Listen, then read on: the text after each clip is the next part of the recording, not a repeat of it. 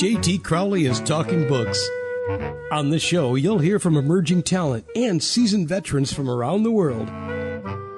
They'll give you their take on the writing process and how to create the secret sauce of page-turning deliciousness. Let's get into that magical mixture of the art and science of creativity. Here's J.T. Crowley, author of The Smart Kids, and your podcast host.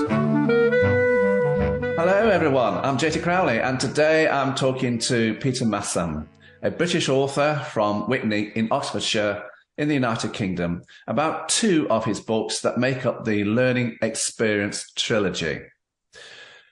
These books are Nipper and Moose Conquering Fear.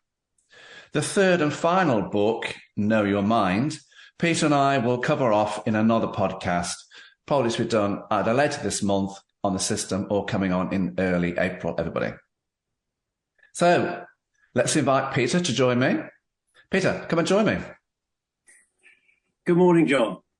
Good morning. Lovely. And yes, in the United Kingdom, everybody, it is morning here. Peter, it's been, I've thoroughly enjoyed looking at your books. And yes, there are three in this amazing trilogy. But before we get into the books, Peter, could you tell us a little about yourself and why this trilogy? What was so important to you to talk about the underlying text within these books? Can you tell us a little about yourself and the books? Yes. I've spent I started off life after university sort of falling into a teaching position, and thoroughly enjoyed that for 10 years, including 2 years abroad. And then ran out of challenges, if you like. So I looked to move into business, and I knew that somebody was telling me to make up my mind because I got offered a deputy headship at the same time as I got offered a position in business, but at a much lower salary. So that was make your mind up time. And I never looked back, really. One of my soapbox topics has been customer experience. Ever since I picked up one of the first mobile phones, tried to use it, and said to my colleagues, how on earth do people put up with this? Because it was terrible performance, probably 2 calls survived out of 10. And made it my sort of life's work to try and capture that experience and make it better for people. So that was the general theme of my career. Towards the end of it, as we got into more of customer perception and the softer side of things, I realized that the industry really wasn't ready for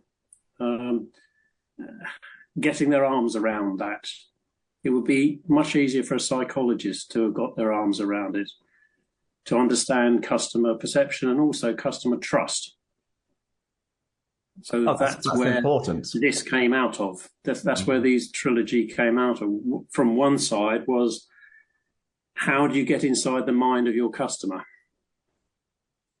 And then the second motivation for that was very much a personal one with my own, what I call my young adults now, because they're no longer children.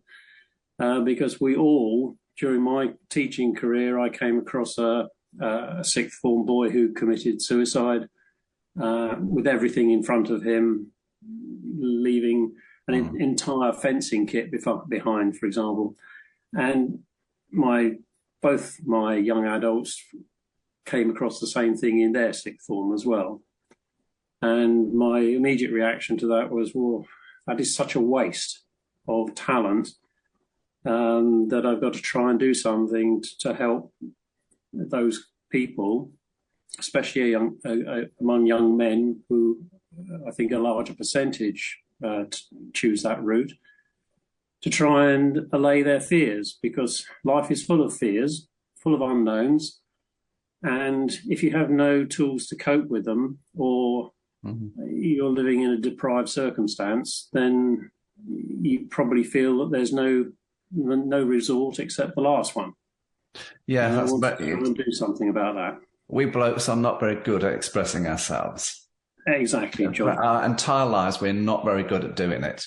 We're getting Yes. better, and we need to Yes. get better. True. Let's open the book, shall we, Peter? The first book, Nipper, the first of the series. There are 12 chapters in this book, everybody.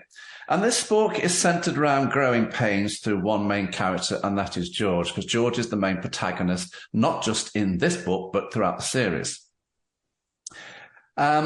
So we're not going to read all 12 chapters because we'd be here forever and a day, and that's not the idea. So we're going to give you a flavour of a couple of chapters so you can see what's going on in this book.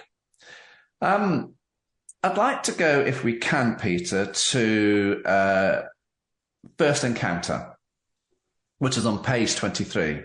And here we have a worried mother about the cost of George's new school uniform. And I think we can all remember this. I certainly can, because we knew the school uniform was going to be, well, it's going to have to last a few years. And when you first put it on, you're thinking, you're walking around like well, I don't know what. But we've all experienced that. And, I can relate so much to the character George here. The ill-fitting clothes and parents worrying about the costs. This is quite an important character for you, chapter for you, isn't it? And that's why it's called First Encounter, because this is where we first encounter things. Tell us about it. Well, it's one of those things where I suppose First Encounter relates both to the first encounter with a girl, or girls in particular, and and I suppose the change out of the ordinary. So up until that point, up until age 11 here in the UK, you're in a quite comfortable situation. You're not far from your parents' home. You can probably walk to it and do every day to school. But then suddenly you find that you're going on a bus to go somewhere, which is completely unknown. It's inexperienced, and you don't know what lies ahead. You're full of perhaps optimism, a little concern maybe at the same time. But when you have to get dressed up for it as well, in things, as you say, that you're swimming around in, and you have something around your neck which you didn't have for 10 years of your life, so why should you start now? Which sort of stops you from speaking or breathing even. And to top it all, in those days, you had to have a cap as well. Oh, yes. Which seemed completely unnecessary. And of course, there are girls on these buses, aren't there? Yes, well, there were girls at primary school too, of course. Oh, yeah. None of those were quite as, shall I say, acidic as the First Encounter, which puts George backwards in many ways for many years, and he was very glad that he was going to an all-boys school after that First Encounter. Yes, it didn't go well for him, did it? But we're not going to go into that. If you want to know what happened, read the book.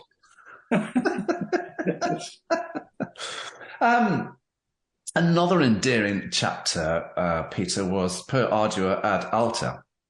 And I'm thinking, why has he set the title to this chapter? I think I'm going to ask him. It's a fascinating chapter. We've got hormones here, everybody. We've got religious education. And I think most of us back in those days can remember what the biology lessons were about when it came to basic reproduction. It was basic. So you've got a lot buzzing around in this chapter. Spill the beans here. Yes. Well, just on the biology side of it, you say it was basic. It was. I think probably the majority, there were probably only 2 or 3 that came out of one lesson thinking that they'd heard anything different to what they'd heard before. So I think it very much remained a mystery, shall we say. Oh, yes. About reproduction generally.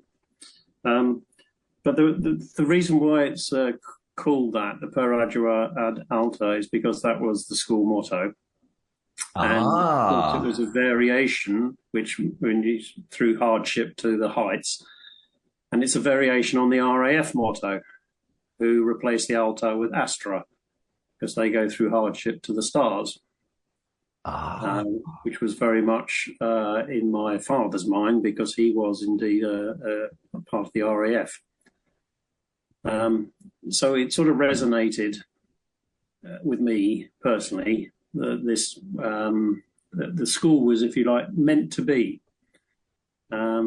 Even more so because it was the confidence and trust of the headmistress I had, who ignored the result of the 11 plus, and to get you into that school, and recommended that I should go, only because I'd missed the first 2 years of my primary school through illness. Successive illnesses. So, I remember the 11 plus. So it's one of those cases of an opportunity, and you knew that things were going to be okay. When I sat down for the first spelling test, for example, and I was the only one out of 31 children who got accommodation right, and that kind of set me off. And I thought, no, this is going to be okay. Yeah.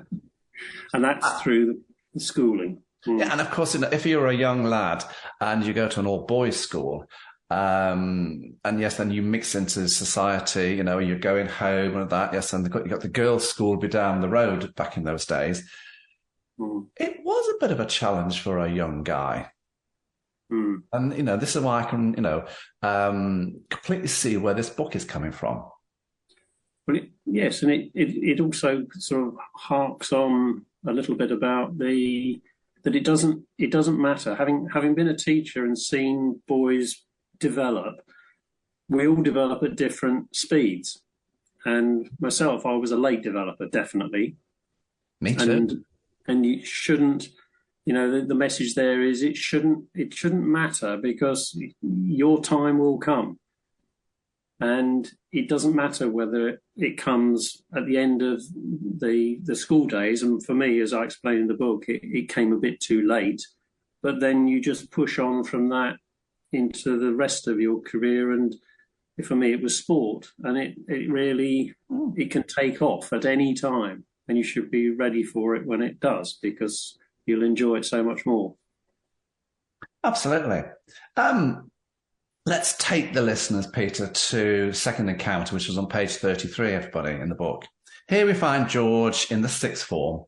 And, he's moved on from the rigid uniform. He's now wearing casual clothes, and I can remember that.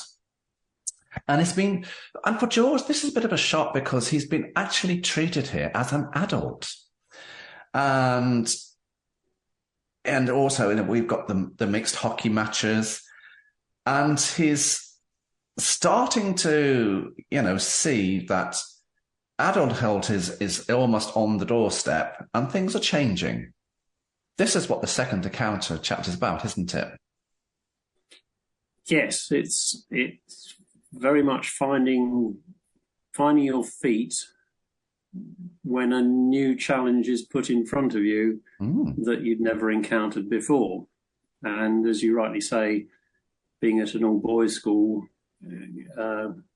actually communication with the girls' school was rife amongst some boys, but for the majority of us, we were just happy to enjoy the lunches that we had at the school, rather than going up the hill at lunchtime and making and having different company. So yes, when you are noticed, I suppose, by the opposite sex for the first time, that is quite disconcerting, because you know how to react to a friend who is a male friend if they're joking around with you, but when it comes to more serious feelings, then you are unprepared. Oh, definitely. And I think lads go through that. And so I think, the reason why we're talking about certain chapters in the book, everybody, is because these are pinnacle chapters. Certainly when I read the book, I highlighted these because I thought they were pinnacle. Now, the third encounter is another chapter, and this is on page 55, everybody. And for me, this was quite a stimulating chapter. We've got the church choir, bell ringing, and then we've got a young lady here called Joan. And we're getting more adult conversations, and we're on the threshold of maybe working life or university. And of course, when you move out, Peter, from, secondary school or higher grade school into working life or university, you're not the senior person anymore. You're the junior rank. You're at the bottom and you're only just starting life. And there are many things to fear and get on with, isn't there? Yes, you're absolutely right, John. And this is what this chapter's about. It's starting. Yeah. Yes, I suppose as you're evolving, you're looking for common ground with other people, and there are definitely in your life people who are too far removed from where you are, your situation, because either in age or in experience or something else, or they're too young or younger than you, and they have a younger outlook because they're not in the same situation. So you're always looking for that, I suppose, that person to talk with. Some would call it a kindred spirit, but I think that's probably going too far. It's just somebody that empathizes with you enough to understand what you're going through, and you can talk openly with them. And that's what happens with George and Joan. Joan is a little bit older than George, but she nonetheless understands his not predicament, because he's not in a predicament, but his situation. Would you say insecurities? And college, the insecurities, that's correct. And she is that much closer to understanding that situation because she would have been a teacher at a sixth form college. So she would encounter these changes that go on every single day. So therefore, Joan was the ideal person to talk that through with and become closer to as a result. When we move on now let's go to the second book. This is Moose Conquering Fear. Of course, for this book, we're moving on now from George's growing pains and the obstacles to forming first relationships, to record moments of fear and exhilaration by the same person, George. So during his student days here, working abroad, but here, you're moving us along here, aren't you, with this character George to get out more about what happens to young men now in life generally, aren't you? This is what this book is about. Yes, and it doesn't pause or ponder over things for too long. That was deliberate. If I just tangentially mention that the books, I was very conscious of making them briefer than a novel, because I wanted young people to feel, and others to feel that they could pick the books up and read them maybe on a couple of train journeys home or to school or to wherever. So they had to be engaging and not pause laborious. Too long over the particular reasons why, and it was not meant to be an analysis. It was meant to be this can happen to you too, and if it does, then this is how one person dealt with it, and that was the purpose, as you rightly say, of going from one situation to another and coping. I was fascinated in this book, Pete, by you've got a chapter here, and you headed it up, going the extra 250 miles. You started off with subsequently at university and what that particular fear cast aside, this new experience, all things watery extended to being part of a Coxless Four. You are moving George along here, aren't you? Yes, he's moving away from home is always traumatic, usually more for the parents than the children. There are lots to keep you at home, but at the same time, your desire for independence and to make your own decisions and your own way in life gets stronger and stronger. Mm. So it was actually a remark by George's mother, which sent him into paroxysms of laughter, because when the university offer came through, or one of two, I think, the response from a parent is usually, well, why can't you go down the one down the road? They're so much closer. And you can't really reveal the real reasons why you want to leave that community, which had been so nurturing, and everybody had known each other in the village. So it was a break, but it was a necessary break from that sort of security. And going that extra distance meant that there was never going to be any interruption to it, or sneaking back home just to have your washing done or whatever. Yes, we can all relate to that. I thought another day that this chapter was, here we find George in France, work placements, meeting an old friend Tom, a short-tempered mayor. I liked this chapter very much. Why did you put it in? What's the significance of this little ditty here? Well, it's moving into a different situation, because even at university, you're still cosseted up to a point. Degree, yeah. You still, you are given meals. You can enjoy yourself still, and the pranks that I outline in the book are meant to promote that. Oh yes, and if you want to know what the pranks are, everybody read the book. Yes, exactly. But you can enjoy yourself.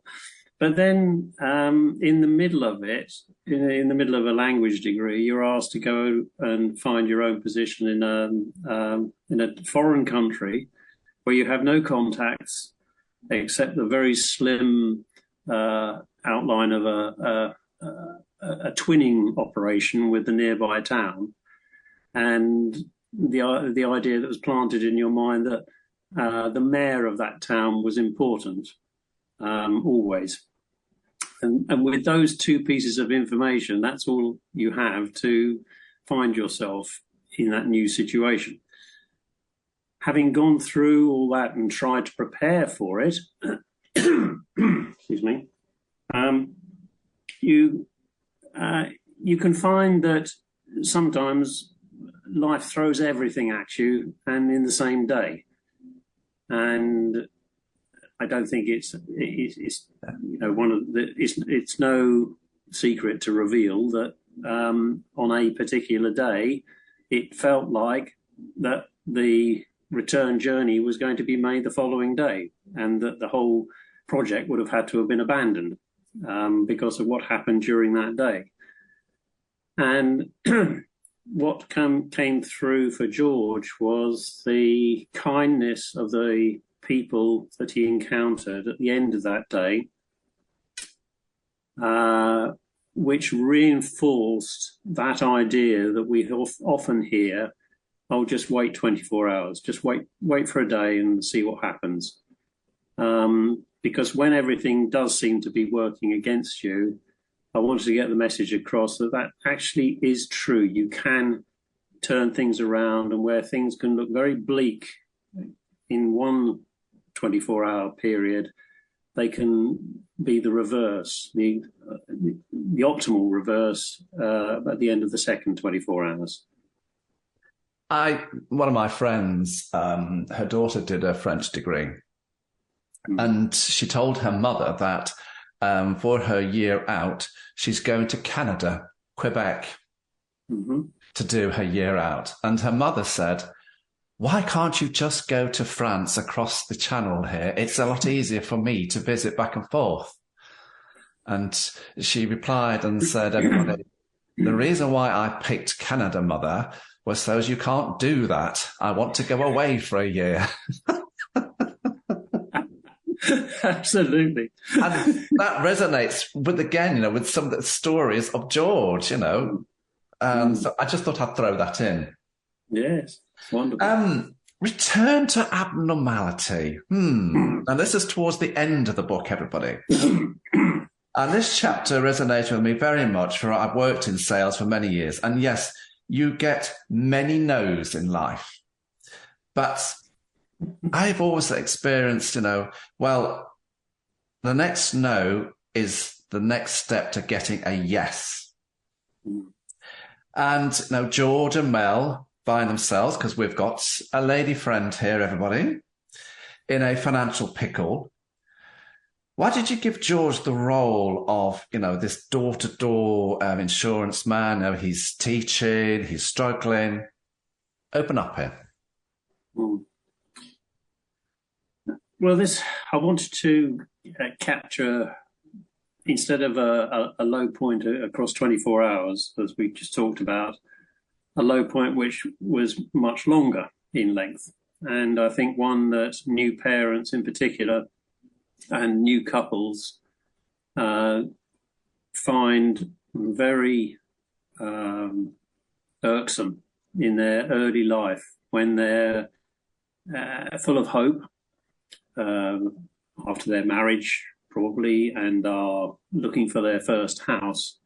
If you find yourself in an area, as George did, with very expensive properties all around, and being a teacher, only being paid a teacher's salary, that was just not on the cards. So money was tight, as it had been for George's parents, as recorded in Nipper. And therefore you have to find a way around things, and you look at all avenues to try and ease that burden. And the insurance selling was one such avenue, because it could take place outside of normal working hours, and was proposed by a friend who was in that line of work as a possible solution. But as it turned out, it didn't actually work out for him, and sometimes things don't. And this isn't because he was necessarily a bad salesman, because he did manage to sell insurance to some, but it was the practicality of extending the area of sales, which he couldn't bear the cost of all the time, because that meant travelling further away from where he was living at the time. So it's really, again, how you try and cope with those challenges, and in a practical way, because personally, I always look at the practical side, and sometimes that's a failing, but I like to think that this book will be useful to people, to give them the tools to be able to work through that situation, and not be afraid to reach out to those who they may not see very often, but are still friends or acquaintances that can help you cope and get out of that situation. Yeah, and for me, it was the underlying message that it may not work out today, tomorrow, but keep going. Yes. keep going. That's the underlying message. And that's why I thought that this chapter was very, very significant, and I wanted to talk about it. Okay. Let's go on to Out of the Blue. Now, I can't help but to think here, Peter, that the news he receives was it much of a relief for him, or was it a sadness? Was it mixed feelings? I think I'm right here. I think, what happened, around his mother, I think it was a bit of both. I think he was relieved and saddened. Am I right? Yes. Grief and relief, I think I mentioned on the page, and it's the reason for the relief is more, it's twofold, really. One is that the life that his mother had led was very, it was, there were no sort of, the progression of illness, if you like, or the treatment of illness was sapping, I suppose, in the constant medications that were firstly increased unnecessarily and then reduced by somebody who knew what they were doing. And she often would describe her life as probably being like a guinea pig, because in those days there was a lot of experimentation with drugs, and that put an added pressure on the whole family, not just George. So yes, there was a relief that she'd been left, that she could leave all that behind and therefore not suffer anymore. And of course, yes, extremely saddened. But the other relief, which is perhaps harder to grasp, is that overarching view, or not the view, but the overarching influence in a boy's life is usually his mother. Yes. And for a daughter, it will be her father in most cases. And some will be closer to one than the other, and it may be the reverse. It depends on the family. But that influence works in an adverse way in some ways, because the George is under pressure from his deteriorated marital relationship to put up with a great deal of pain inside. And the shame, if you like, that he would feel in admitting that is very overt before his mother passes on. And once the mother has passed away, that's the relief, is that you can now be yourself and actually take control of the direction of your life, and not think, oh, well, what will my mother think of this if I do that? What will my father think? I think this was a crossroads for George. It is. Very much. You're absolutely right. Yes. But also, everybody, there's a crossroads to the next book, which we're not going to talk about in this podcast, but I am going to ask Peter very, very briefly, tell us what Know Your Mind, what's coming down the line with Know Your Mind. Okay. So Know Your Mind is the culmination of the trilogy, in that the previous two books have looked at both the joy and the sadness and the emotional situations you can find yourself in, and how your mind is processing the real world, because you have to deal with things in the real world. But what Know Your Mind does is take more experiences later on in life that persuade George that the mind is actually a much more powerful thing than we think it is, or than we give it credit for. It's not necessarily in fashion, in vogue, to bring out the more metaphysical side of our living, of our lives, because we've all become, in society, we've become very scientific to get at the facts. But I wanted this book to be more of a philosophical outlook, to work with that scientific community to prove or disprove the experiences that George went on to tell. And I made the third book, I made him tell it in his own words, because I think it's easier to understand what he experiences later on when written in the first person. Yeah. So you get inside his head, literally. It's a fascinating book, everybody, but we'll cover that off in the next podcast. But I just wanted to give you a little brief insight as to what's coming down the line. Peter, who do you see as your market for your books? Or more importantly, who would you like to see reading your books? Men, boys, girls, women? Who do you Well, I'd like, I would certainly like young adults, young boys, teenagers to read Nipper, because that will prepare them for what may come down the line.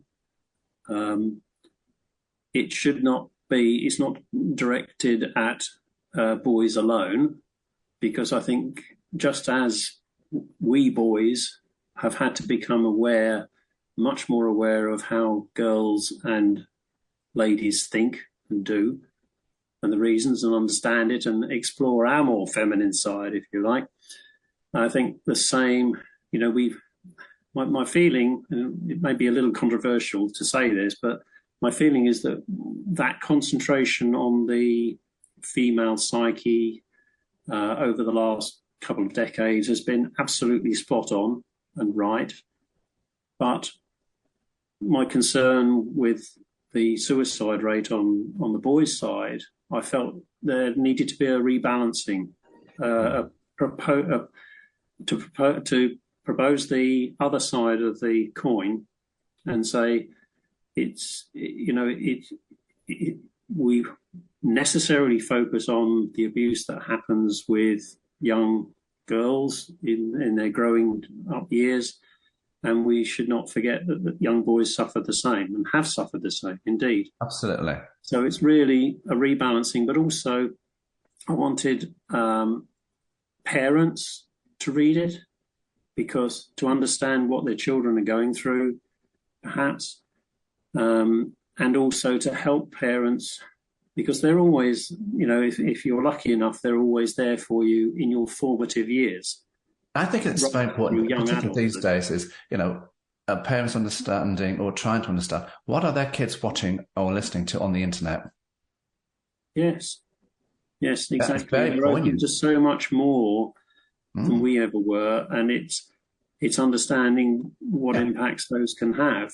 I should also like to think, and I've started here locally by supplying my local library with free copies, is to know that it's accessible to everyone who wants to read it, not just those who buy it. So I'm not here so that people buy the book. I'm not really. I would rather have all the libraries, and it's on Gardner's list now, the wholesalers who the libraries rely on, and there are two other entities as well who have access to it. So I'm working the libraries quite hard at the moment to get them into their hands, so that people who cannot afford to buy a book, it's a luxury, can still have access to it.